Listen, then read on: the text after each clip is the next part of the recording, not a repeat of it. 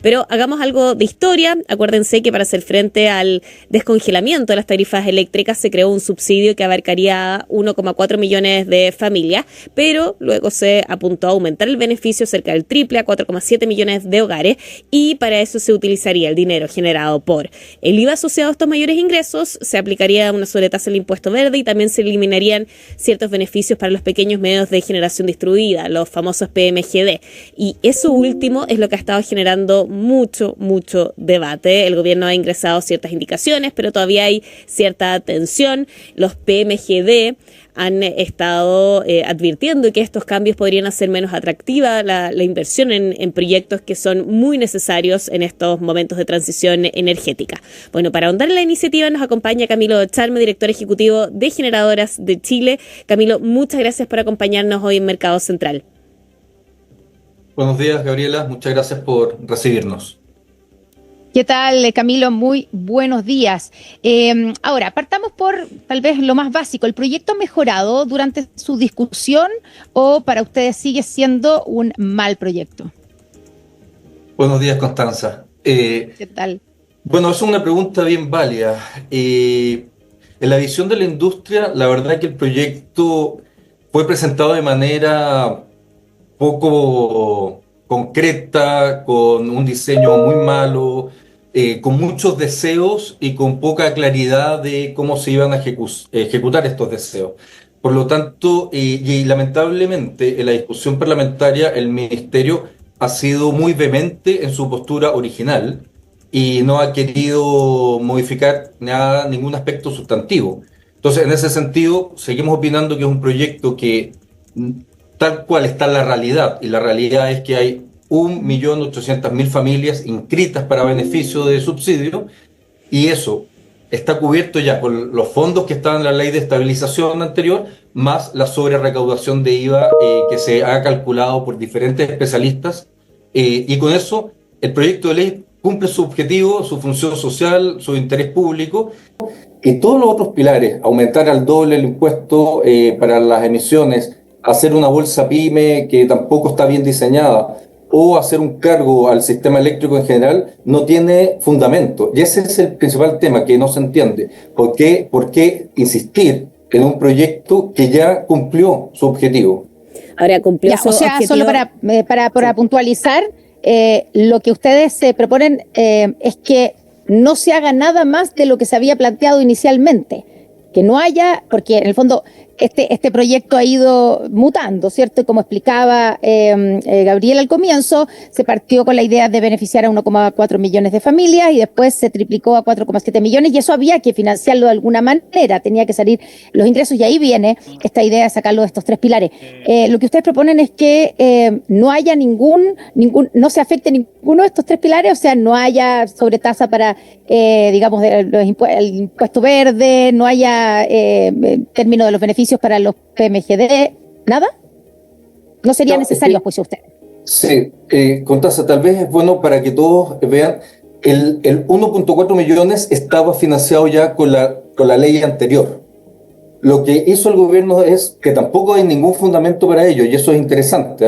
Cuando uno habla de políticas públicas, la idea es que siempre hay un estudio de costo-beneficio, que se justifiquen los números, y el gobierno presentó un proyecto de ley para subsidiar a 4,7 millones de familias. Es decir, estaríamos hablando de alrededor de 15 millones de chilenos en un país que hay alrededor de 18 a 19 millones de personas.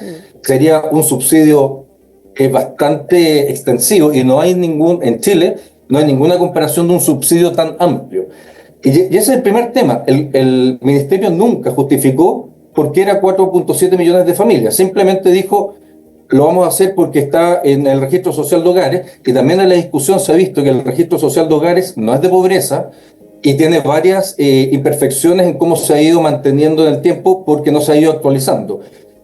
También en la discusión se ha visto que a veces el gobierno considera que las familias son casi todas familias unipersonales. Entonces hay varios errores en el fundamento que hace dudar de cuál era en verdad el objetivo de este proyecto de ley. Ahora, los números y la realidad concreta es que las familias inscritas después de tres procesos de inscripción no superan el 1,500,000 9. Y ese es el número. Y el objetivo de la ley era ayudar a las familias que se inscribieran para tener subsidio.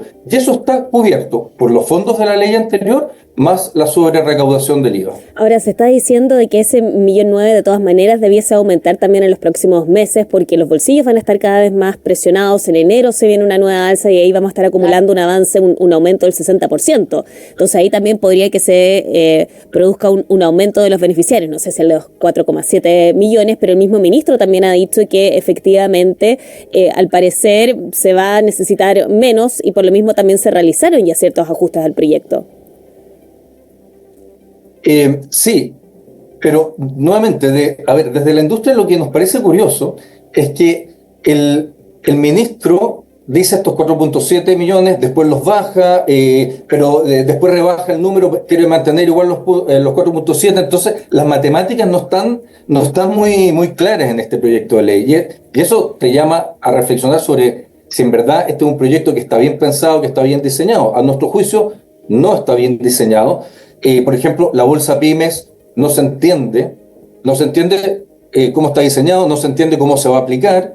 De hecho, en la ley ya existe un mecanismo que podría haber utilizado el gobierno, que es un mecanismo que existe en la ley para hacer licitaciones especiales para aumento de demanda, y el gobierno no sabemos por qué no lo quiere usar. De hecho, esto se usó en una experiencia anterior para hacer todo un recambio de combustibles leña en el centro sur de Chile, para electrificar esos consumos. Y resultó, las empresas fueron a la licitación, ofertaron a esos nuevos consumos mejores precios. Entonces, ya en la ley habían estos antecedentes. Entonces, se los hicimos ver. El diálogo con el ministerio se ha mantenido, con el ministro se ha mantenido, le hemos hecho ver esos temas, pero no lo han querido recoger, y ahí vienen las dudas. Entonces, nuevamente, ¿por qué? ¿Por qué se mantienen tan vehementes con el proyecto de ley? Ahora, lo otro, que también hablemos un poco del diseño.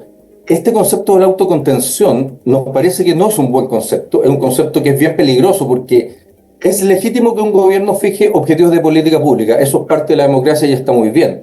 Lo que nos llama la atención es que ellos digan, nosotros vamos a fijar un objetivo de política pública, no hay recursos en el fisco, o no queremos redistribuir los recursos del fisco, que es propio también de un gobierno, poder revisar cómo está su presupuesto y asignarlo. Y lo que vamos a hacer es que vamos a ir a tomar a las empresas que durante 5 años largos estuvieron congelados sus contratos, que si bien se están pagando ahora les vamos a hacer una quita. Entonces, le vamos a pagar, pero no todo, sino que les vamos a tomar una parte de lo que ellos tenían en base a sus contratos. ¿Y por qué? Porque nosotros queremos hacer una política social. La política social está bien, pero un gobierno responsable tiene que hacerlo en base a los recursos públicos generales y no a través de manera bastante discriminatoria, capturar un cierto grupo de empresas para hacer un descreme de sus ingresos y tomarlos directamente a un fin específico. Ahora, Camilo, también el argumento, cuando uno le dice eso, por ejemplo, al ministro, también responde que los beneficios que reciben y que han recibido hasta ahora los pequeños medios de generación distribuida estarían siendo también excesivos y que por lo tanto estaría bien rebajarlos, además de que se podría sacar ahí ingresos para financiar el subsidio, pero digamos que no se podría plantear y que se puede revisar esos beneficios, ¿o no? Constanza, tú lo dices muy bien. Se podría plantear que se pueden revisar las situaciones regulatorias, pero por supuesto. Sí, la industria nunca ha dicho que nosotros no vamos a estar en la mesa para revisar la regulación. Lo que nosotros estamos diciendo es, uno, cómo se revisa la regulación y cuál es la oportunidad de revisar la regulación. Si el gobierno quiere revisar la regulación de los medios de generación distribuida, bueno, entonces sentémonos a revisar cuál es la regulación, cómo operan, cuáles son sus sistemas de ingresos, cuáles fueron las llamadas a inversión que tuvieron estos inversionistas en su época, y hagámoslo. Pero lo que no es bueno, Constanza y Gabriela, es revisar en una ley muy rápida, que se ha empujado con mucha rapidez y que además tiene como objeto ir a dar subsidio a familias, porque hay una especie de espada de Damocles en este debate que no nos permite conversar. Entonces, nosotros lo que queremos es recuperar al ministro para la mesa de negociaciones y revisar las regulaciones que él estime conveniente, porque él es el representante del gobierno y nosotros también, pero no en este estilo que está pasando aquí, que es un poco una conversación de sordos, donde el ministro lamentablemente no nos está escuchando, y él sigue vehementemente con su proyecto original. Ahora, así espero haber contestado. Estamos dispuestos a revisar las regulaciones, pero por supuesto, bajo las condiciones de proporcionalidad, razonabilidad, derechos adquiridos y respeto a los contratos. El ministro, a propósito de eso, dijo justamente que el Ejecutivo ha sido bastante flexible durante la discusión, lo repitió durante esta semana. De hecho, lo dijo tal cual, el Ejecutivo ha sido muy flexible en esta discusión.